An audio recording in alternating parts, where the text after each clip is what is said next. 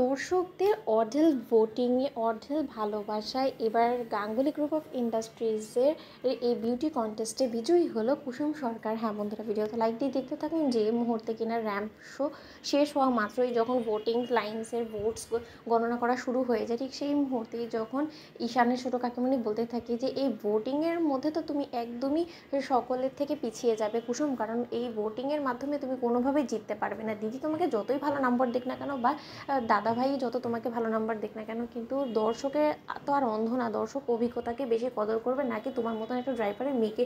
অন্যদিকে যখন দেবলীনা বলতে থাকে যে এবার তুমি উচিত শিক্ষা খাবে কুসুম, যখন ঝামা ঘষে যাবে না ইন্দ্রাণী গাঙ্গুলির মুখে, তখন ইন্দ্রাণী গাঙ্গুলি স্বয়ং তোমাকে স্টেজ থেকে টেনে হিঁচড়ে বার করে দেবে, তুমি দেখে নিও।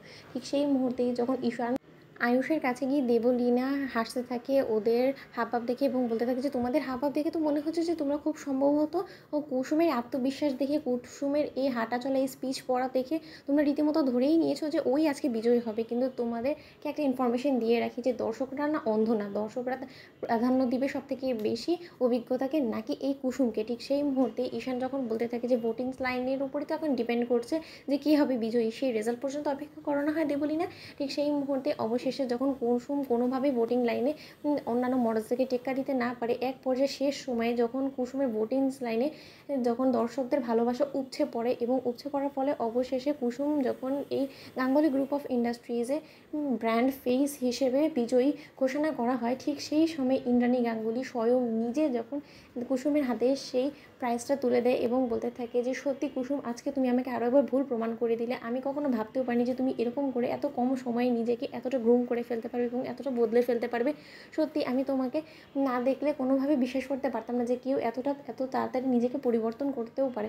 অন্যদিকে যখন কুসুম বলতে থাকে যে আপনি বলেছিলেন না যে আপনি আমাকে আশীর্বাদ করবেন না, কিন্তু আমি মন থেকে জানি যে আপনি যতই আমার উপর রেগে থাকেন না কেন, আপনার আশীর্বাদ সকলের উপরে সর্বদাই থাকে এবং আমার এই অ্যাওয়ার্ড পাওয়ার এই কৃতিত্বটা আমাকে অবশ্যই ঈশান এবং আয়ুষ বাবুকেই দিতে হবে, কারণ তারা যদি আমার পাশে এরকম করে না থাকতো তাহলে হয়তো বা কোনোভাবেই আমি এই জিনিসটা করে উঠতে পারতাম না। অন্যদিকে যখন ঈশান দেবলীনার কাছে গিয়ে বলতে থাকে যে কি দেবলীনা ম্যাডাম, এবার তোমার মুখ বন্ধ হয়ে গেল কেন বলো তো? দিল তো তোমাকে মাত দিয়ে, তোমার এই বদমাইশি নোংরা চক্রান্তের মধ্যে কোনোভাবে তো তুমি জিততে পারলে না। তোমার এই নোংরা মন সে কথা না কোথাও কোনোদিনও তুমি কদর পাবে না। ঠিক সেই মুহূর্তে সেখানে ছোটো কাকিমণি বলতে থাকে যে হ্যাঁ, শেষে কিনা কুসুম হলো এই গাঙ্গুলি গ্রুপ অফ ইন্ডাস্ট্রিজের ব্র্যান্ড অ্যাম্বাসিডার। এটাও কি হতে পারে? এটাও এই দিনও কি আমার দেখার বাকি ছিল? ঠিক সেই মুহূর্তেই ইন্দ্রাণী গাঙ্গুলি স্বয়ং যখন কুসুমকে আশীর্বাদ করে বলতে থাকে যে এরকম করি তুমি তোমার জীবনের প্রত্যেকটা লড়াইয়ে এগিয়ে যাও, এটাই তোমাকে আমি কুসুম আশীর্বাদ করি এবং এটা তুমি নিজে অর্জন করেছো এবং এর জন্য আমি তোমার উপরে সত্যি গর্বিত। তো বন্ধুরা, লাইক এন্ড শেয়ার করে সাবস্ক্রাইব করো।